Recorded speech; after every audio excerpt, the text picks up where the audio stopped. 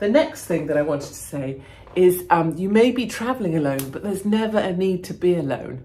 Like, it doesn't matter how shy you are or how awkward or silly you feel. There's so many touch points in a day where you can have conversations with people. So when you go to check in at the airport, that person will love to have a chit chat.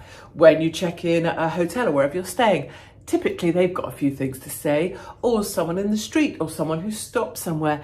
Lots of people are super willing to have chit chats with you. And actually many other people who are also alone love to just while away half an hour.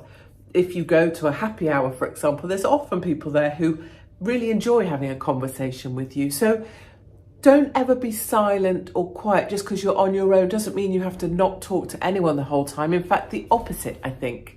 I think it's really healthy to find people to talk with, because it just keeps you kind of interested in your day. So you may be alone, but you don't have to spend your time alone. There's lots of opportunities for you to have conversations with lots of people. And the other really important thing, and this is, I think, particularly a female thing, I certainly think that, having spoken to lots of other ladies, is don't feel guilty. Like, it might be the first time you're traveling alone. It might be the first time you haven't got lots of other kids or things with you, or partners or whatever, or other people or girlfriends even.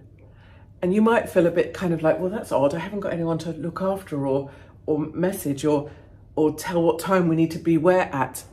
That's the joy of it.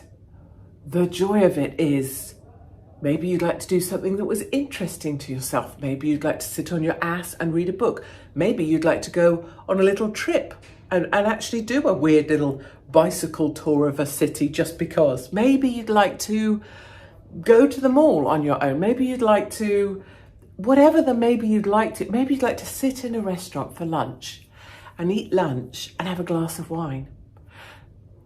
Don't feel guilty. Don't think, oh no, I don't deserve to do that, or I don't need to do that, or, well, I could, that's quite expensive, so I won't do that. I appreciate budgets, etc. But do it.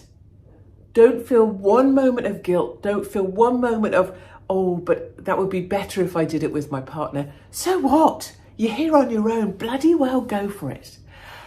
So I can't encourage people enough to just decide, you know what, if you can get the pennies together to do whatever, bloody try it, because I promise you, you'll love it.